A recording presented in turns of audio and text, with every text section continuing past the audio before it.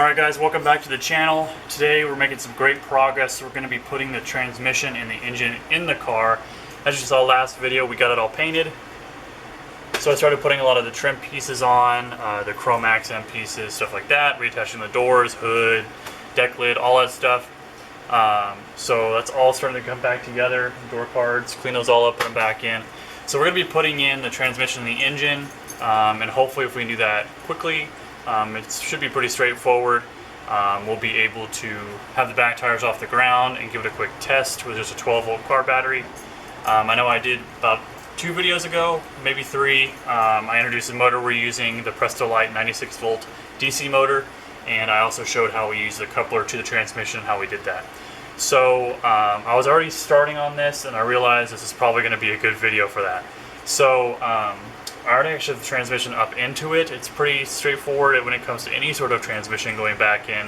The only thing that gives it a little bit of a hiccup is the transaxles that come through it, since this is a rear engine car. So I'm going to get down there. I'll show you where I'm at right now. I've started to attach the axles to the hubs themselves.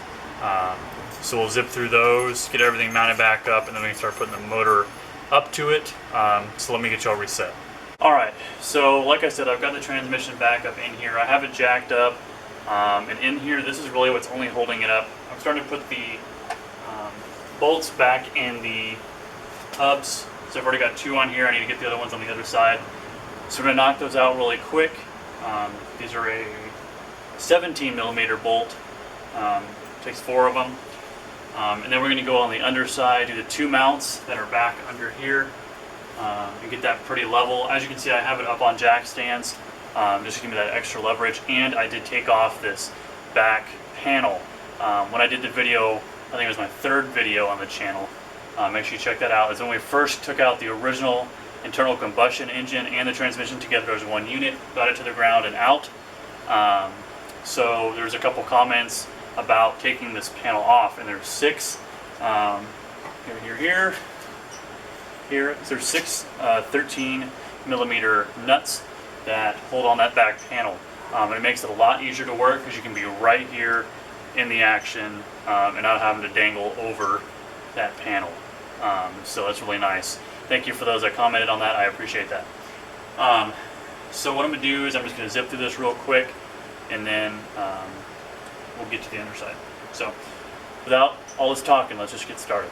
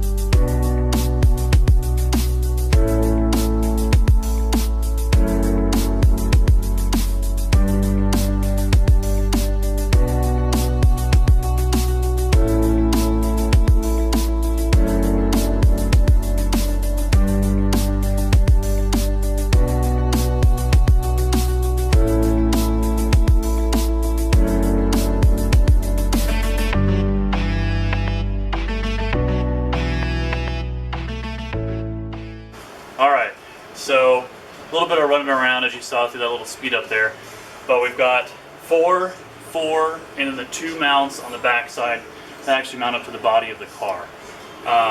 So now it's actually sitting in the car in itself, but before I release the jack, we're going to have to take the shocks, which are behind the firewall here, or not the jacks, the shocks, pull them all the way down.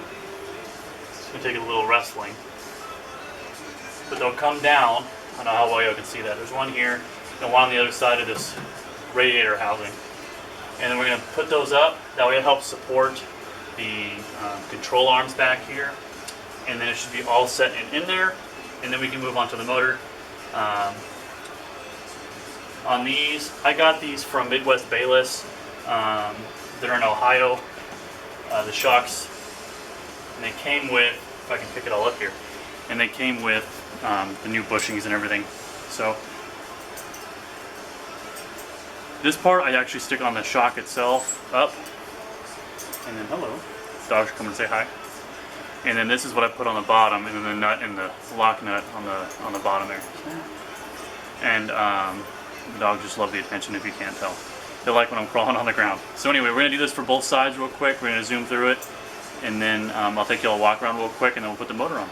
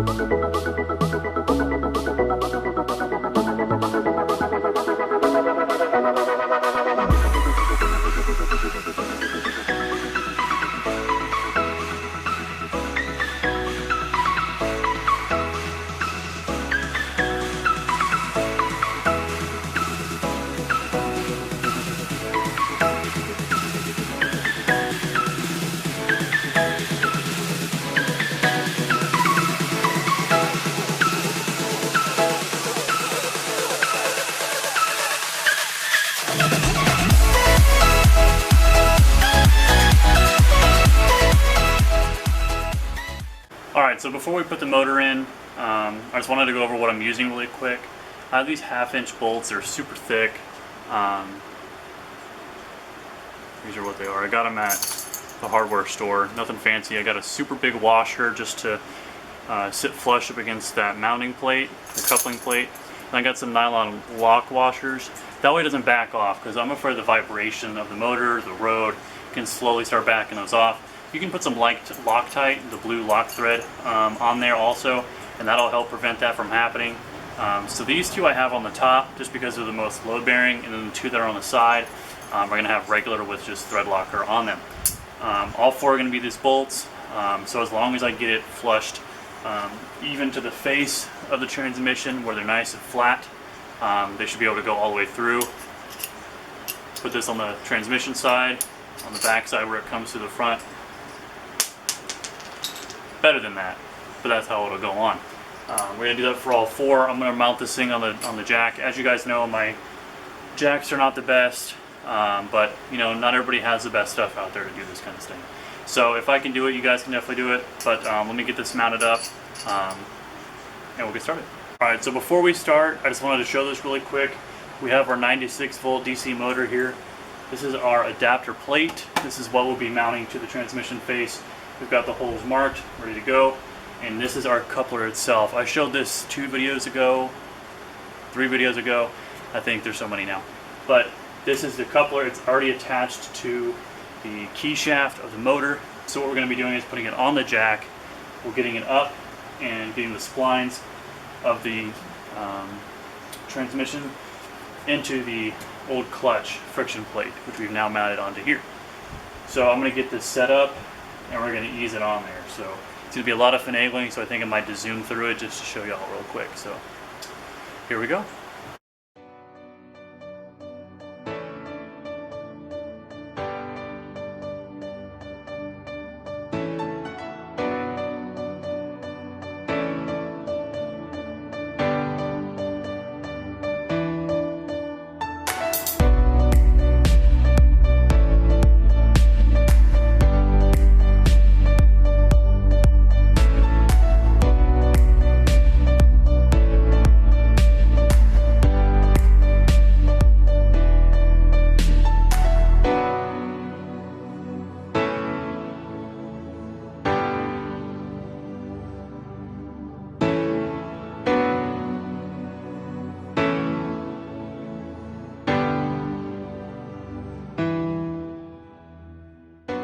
Alright, so as you saw me there, lifted up in here, I had to get the splines lined up with that clutch friction plate.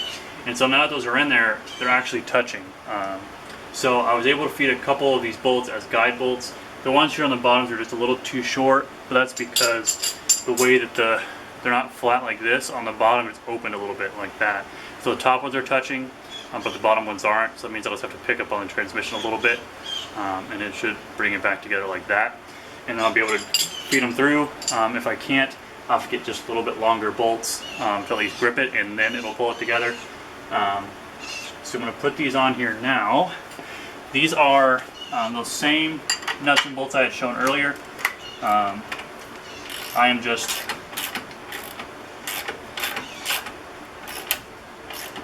I'm going to try and tighten them down a little bit. I got to be careful though, because I have this engine or the motor under block. It doesn't really show on the camera. You can see a little piece of it here, but I just got it on a block. My jack doesn't go quite high enough, so I'm just going to be doing each side evenly as I bring it in, just like you would do a wheel or another piece like that. But I just want to be careful that that isn't starting to pull forward and fall off that block.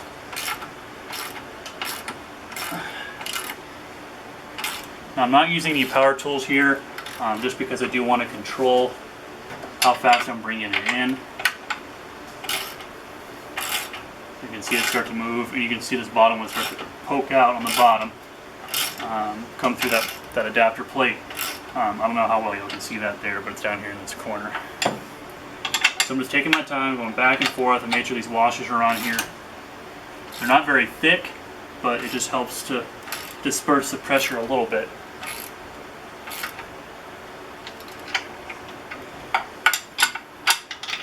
Little by little, we're getting it in there. That one's all the way seated. This one is almost there. Now, I haven't torqued these down yet, and of course I don't really have a torque spec for these, so I'm going to do what would probably make sense.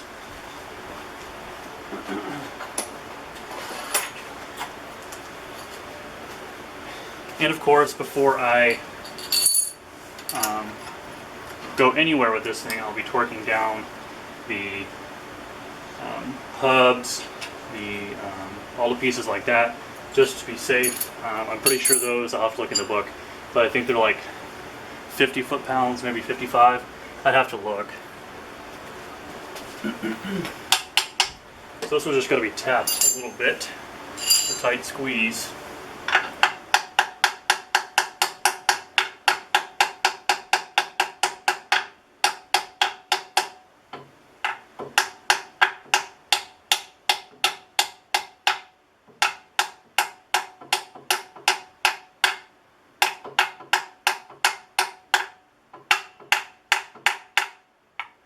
That one's all the way through, at least on the other side.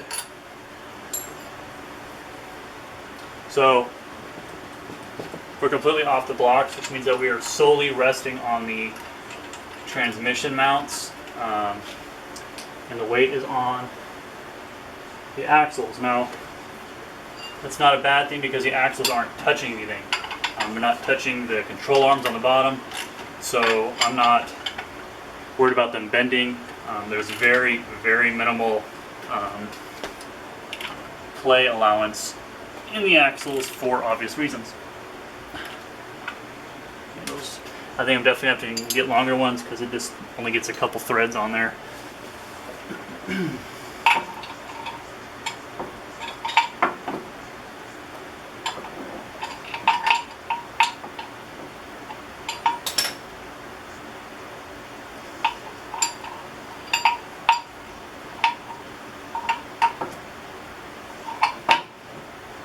A little tricky. Might be easier to go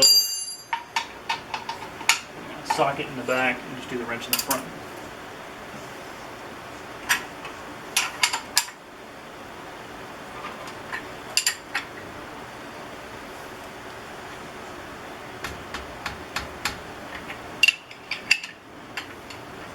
Yeah, so I'm definitely going to invest in some longer bolts for the bottom at least.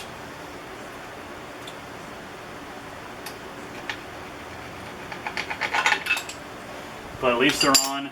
I would like this to be a little taller. See if I've got. I've also got the jack underneath the transmission trying to meet those 2 points together like I described.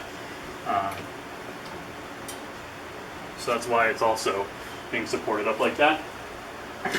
Just grab an extra block. I don't want it to go super high, but I'm also trying to make sure it's not, all the weight isn't held on by one part. Alright.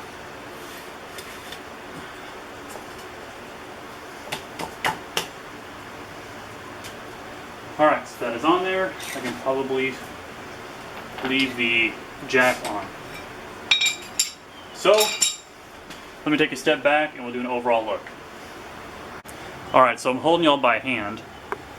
Don't mind all the sweat, it's a little humid today here in Texas. But we're going to go down underneath and I'm going to show you everything that we've done so far. I know you guys have been away the whole time and I'm going to get you up and close and personal to that. So we're now at eye level with the motor. See the adapter plate, it's not perfectly straight up and down, but that's just the way that the hole's lined up. And if need be, I'll go back in there and shave it a little bit smaller and make it more round. Maybe we can optimize battery space with that. That's not something that we have to do right now.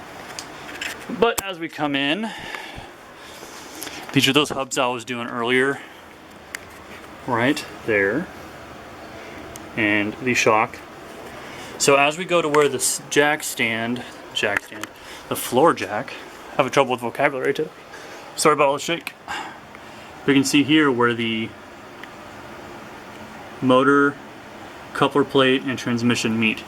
Now you can see we've got, try and get y'all up there, we've got plenty of spline covered. Now at the end of it there's a little bit of a shaft that's just bare and there's no teeth on it. So we had to get a good amount in there. So you can see it's in there. You'll see the throwout bearing there to your left. We don't need that because we're not having a clutch and a pressure plate. But it's all in here. So as we scoop back, you can see that the bolts are completely seated all the way through, nice and flush, all the way through to the nut. I will be getting longer ones just because there's not, it's only about halfway through that, and I'd rather have, you know, 1/4 of an inch to maybe 1/3 of an inch, have it out the end there, just like the top ones are. That way there's plenty of grip, no doubt about it.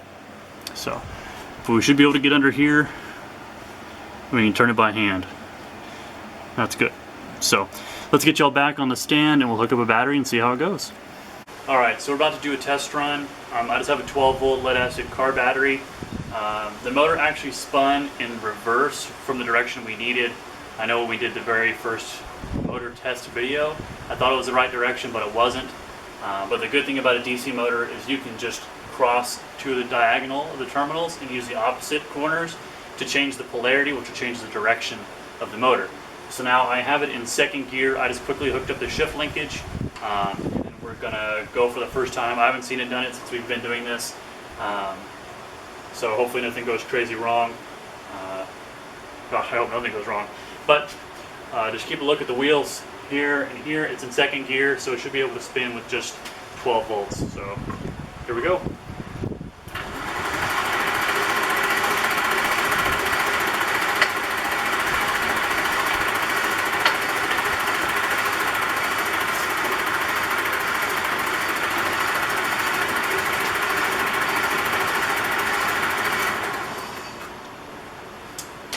Not too bad. Let me throw it in reverse and we'll see if we can get the same thing. Alright, so just like that we got the motor spinning, we can see the wheels turning. I wasn't able to get in reverse. I have to adjust the linkage. I just quickly threw it together just to do it for the video to put it into gear. But I could run through first through fourth, no problem. And of course, the tires were spinning at the appropriate rates, faster in first gear than fourth, you know, just because of the gear ratio and how it works. But this is exciting, this is progress. We have wheels turning in the car, and it is just that much closer, and we're only running on a 12-volt battery. So make sure you guys stay tuned for the next one. Hopefully we can get some more of this car put back together, maybe start working on some interior pieces while we save up for these batteries, because they are not cheap. So until next time, just make sure you guys subscribe, like, comment. If you have any questions, I'll do my best to help you out. But until next time, we'll see you then.